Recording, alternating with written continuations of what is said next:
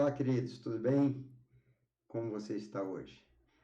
Vamos aí dar sequência no nosso estudo, na nossa meditação sobre o impacto que acontece quando a igreja se une para orar. Falamos no primeiro dia sobre o que significa essa perseverança, unanimidade, compromisso em oração e súplica, buscando a promessa de Deus. Depois nós falamos sobre os resultados daquela igreja que orou buscando ali o cumprimento da descida do Espírito Santo sobre eles, o que aconteceu como consequência. E agora nós vamos pensar no outro episódio. Você vai ver que os capítulos 3 e 4 de Atos narram um episódio, um evento envolvendo a cura de um paralítico de já mais de 40 anos de idade, que experimentou ali o toque do poder de Deus. E é interessante perceber que essa narrativa começa com os servos de Deus indo para a oração. Então vamos ver? Está ali em Atos capítulo 3, verso 1, diz: certo dia Pedro e João estavam subindo ao templo na hora de oração, às 3 horas da tarde. Bom, queridos, a primeira coisa que a gente vê é que quando você se reúne com os demais irmãos na igreja para orar, quando a igreja entende o seu papel e se dispõe a orar, a igreja pode se preparar para muitas coisas tremendas. Em primeiro lugar, a igreja pode estar preparada para ver oportunidades surgirem para fazer a obra de Deus. Né? Nós vimos ali no verso de número 2 que estava sendo levado para a porta do templo chamada Formosa um aleijado de nascença, que ali era colocado todos os dias para pedir esmolas aos que entravam no templo. Então, quando nós nos reunimos para orar, oportunidades vão aparecer para que nós possamos realizar a obra de Deus e o nome dele ser glorificado. A igreja também pode ficar preparada para ver a manifestação do sobrenatural de Deus em diferentes situações. No caso ali foi na vida daquele homem que era um paralítico e o poder de Deus veio e algo tremendo aconteceu naquele lugar. Quando a igreja se reúne para orar, ela pode estar preparada também para ver pessoas se levantando, saltando, andando e entrando na igreja louvando a Deus. É o que nós vemos aí no verso 8 como resultado daquele milagre, que começou com homens indo para o lugar de oração.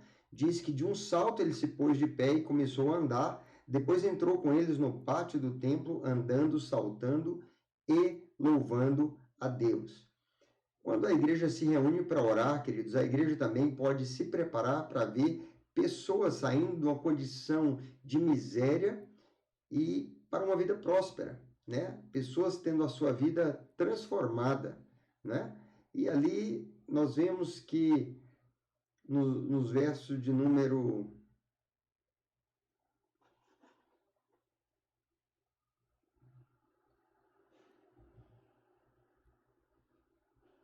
Então, queridos, nós podemos ver também que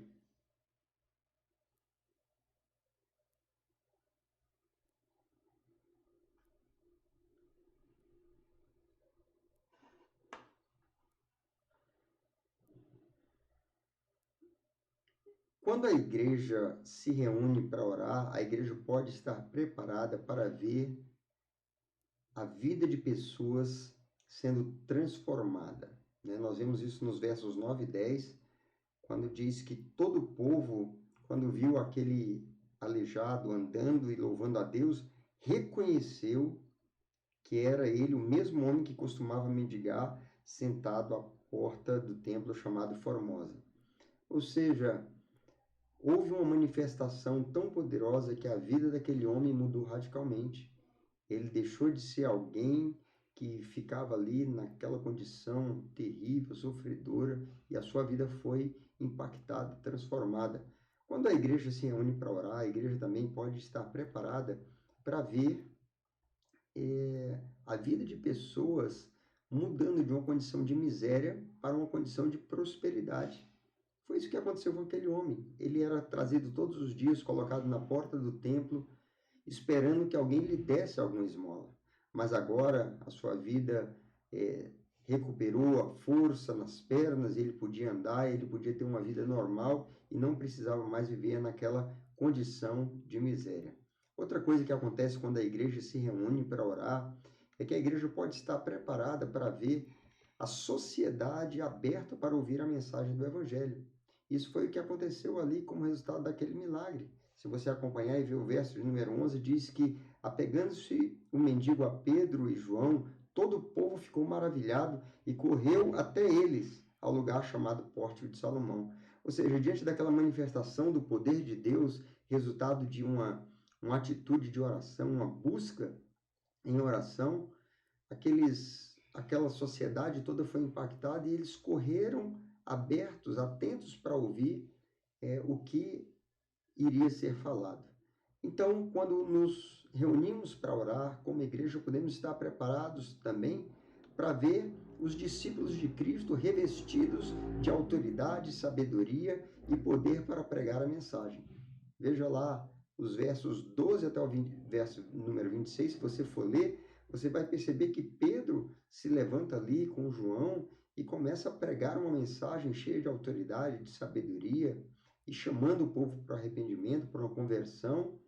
E esses eram os homens agora revestidos dessa autoridade, desse poder, para pregar a palavra de Deus.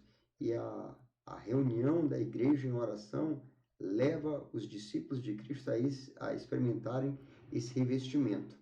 Ainda outra coisa que a igreja pode se preparar para ver quando se reúne para orar é o inimigo se levantar, né? Furioso para tentar parar a obra de Deus.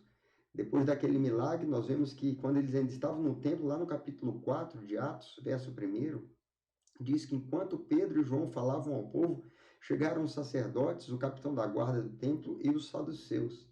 Então, certamente, o inimigo não quer que a igreja se reúna para orar, porque ele não quer ver todas essas manifestações do poder de Deus, da transformação, do impacto na vida das pessoas acontecendo, e eles vão tentar impedir a obra de Deus. E o curioso é que, quando nós vemos ali que esses homens se levantam para tentar parar a obra de Deus, veja o que aconteceu com aqueles líderes, né? Aqueles da oposição, os agentes do inimigo. Diz primeiro que eles ficaram perturbados pela proclamação do ensino da palavra e da ressurreição. Isso está escrito no versículo de número 2. Eles estavam muito perturbados porque os apóstolos estavam ensinando o povo e proclamando em Jesus a ressurreição dos mortos. O inimigo também vai ficar admirado, como diz ali no verso 13, vendo a coragem de Pedro e João, que eram homens sem instrução e homens comuns.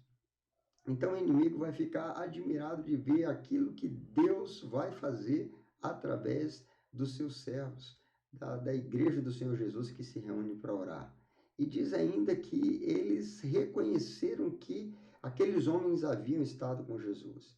Queridos, uma vida de oração, uma igreja que ora, uma igreja que entende o poder, o impacto que existe quando se reúne para orar, é uma igreja que vai ser transformada e a essência daquele a quem nós buscamos, que é Jesus, começa a ser demonstrada em nossa vida.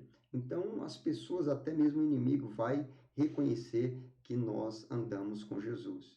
E diz ainda que o inimigo não podia negar o que havia acontecido. Está lá no verso de número 16, diz assim: que faremos com esses homens? Todos os que moram em Jerusalém sabem que eles realizaram um milagre notório que não podemos negar. Quando nós nos reunimos como igreja, experimentamos o poder de Deus sendo derramado, a ação do Espírito Santo, somos revestidos de coragem, de ousadia, pregamos a palavra de Deus, aproveitamos a oportunidade que surge para glorificar a Deus, os resultados disso vão ser tão tremendos que o inimigo não terá como negar que a ação de Deus está em curso. E também outra coisa que nós podemos estar preparados como igreja quando nos reunimos para orar é estar preparados para ver o crescimento exponencial da igreja. Se você voltar lá para o versículo número 4 do capítulo 4, ali vai dizer: mas muitos dos que tinham ouvido a mensagem creram, chegando o número de homens, dos homens que creram, a perto de 5.000. Um crescimento tremendo, muito maravilhoso, resultado de que? De homens que estavam indo para um lugar de oração, homens que estavam dispostos a ser usados por Deus, e como resultado dessa vida de oração, tudo isso aconteceu. E por fim, queridos, nós podemos estar preparados como igreja para ver todo o povo louvando a Deus. É o que diz lá no verso de número 21, quando diz assim: depois de mais ameaças, eles os deixaram ir. Não tinham como castigá-los, porque todo o povo estava louvando a Deus pelo que acontecera. Quando a igreja se reúne para orar, se dispõe a viver nesse estilo de vida que glorifica a Deus, as manifestações vão acontecer, milagres vão acontecer, transformações vão acontecer, o inimigo vai ficar irritado, vai tentar parar, mas eles não terão como negar, e todo o povo vai glorificar a Deus e vai haver um crescimento da igreja. E esse episódio, que começou com homens indo para um lugar de oração, ele também termina a narrativa com a igreja orando, porque depois os discípulos são soltos e eles vão até os demais e contam tudo o que aconteceu, as ameaças que sofreram por parte das autoridades. E qual é a reação da igreja? A igreja que ora, a igreja que se reúne, que entende o poder da oração. Eles começaram a orar, eles se propuseram a orar e oraram. E diz ali no versículo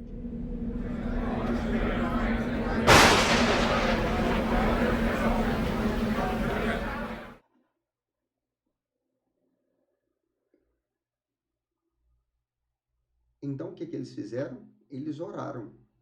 Eles se dispuseram a orar e a buscar mais ainda a Deus. Então, o que eles fizeram? Eles oraram.